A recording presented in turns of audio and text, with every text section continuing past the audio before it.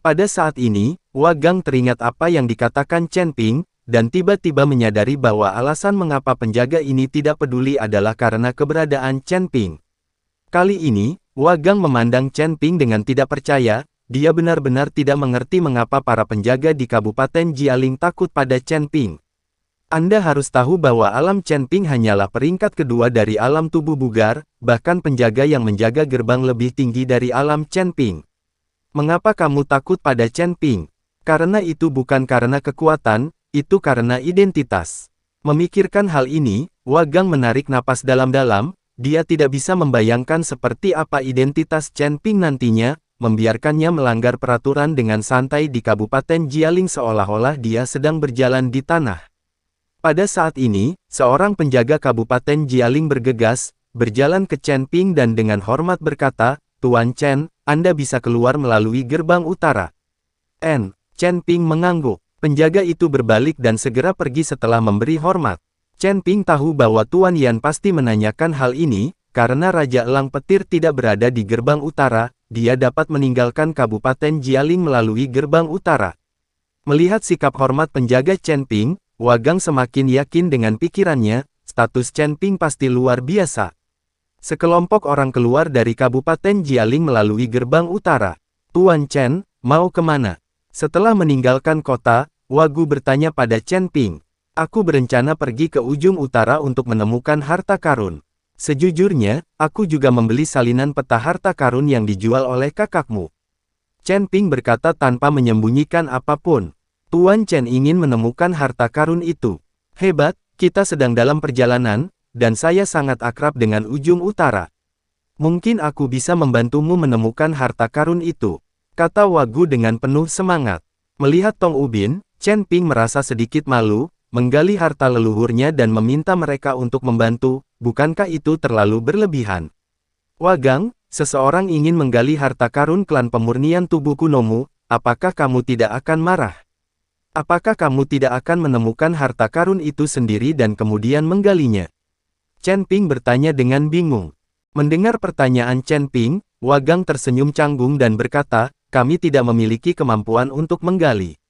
Bahkan jika kami menemukan harta karun itu, harganya akan lebih murah untuk keluarga Gao.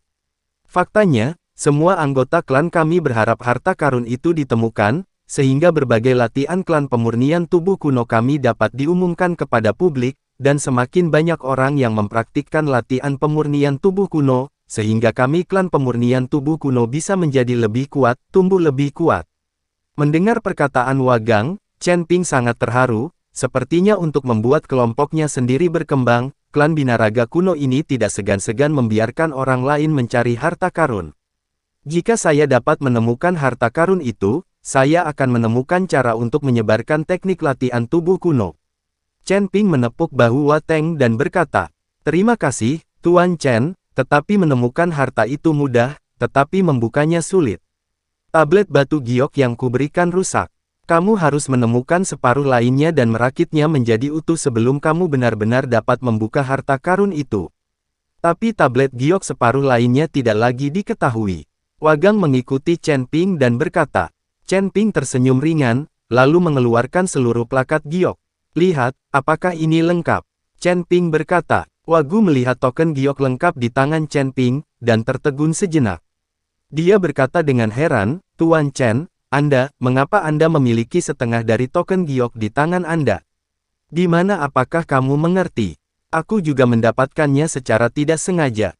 Kelihatannya sangat mirip dengan token giok yang kamu berikan padaku, jadi aku mencoba menyatukannya. Aku tidak menyangka itu adalah sepotong batu giok. Karena tablet giok inilah aku meminta saudaramu untuk membeli peta harta karun." Chen Ping tidak mengatakan yang sebenarnya, semakin sedikit orang yang tahu tentang perjanjian antara dia dan sang putri, semakin baik. "Itu kehendak Tuhan, itu kehendak Tuhan." Waguan tampak bersemangat, lalu berkata, "Tuan Chen, coba teteskan setetes darah ke dalam kartu giok ini." "Mengapa?" Chen Ping terkejut. "Tablet giok ini hanyalah kunci untuk membuka harta karun, bukan senjata, perlu darah untuk mengenali pemiliknya." "Cobalah dan kamu akan tahu," kata Wacuan. Chen Ping mengangguk, dan mengeluarkan setetes darah dari tengah alisnya, dan meneteskannya ke tablet batu giok.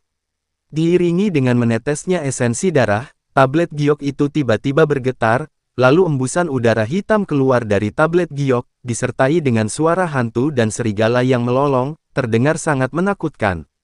Saat ini, penglihatan langit dan bumi terbit, awan tebal, dan langit langsung suram, disertai guntur.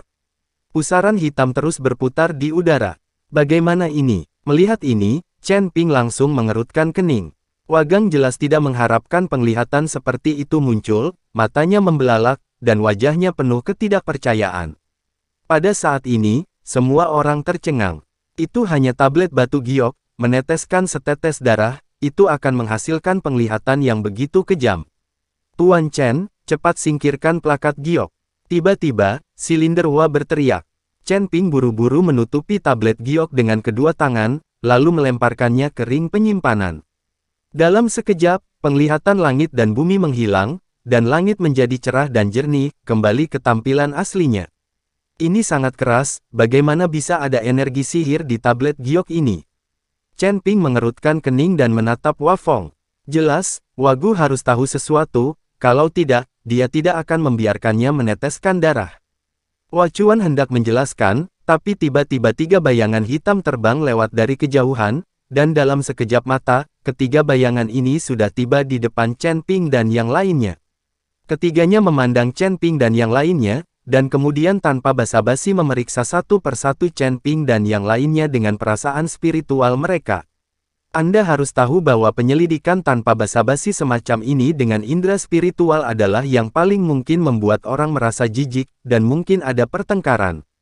Tapi ketiga orang ini tidak takut sama sekali, begitu saja, mereka menatap Chen Ping dan yang lainnya, dan terus menyelidiki dengan perasaan spiritual mereka.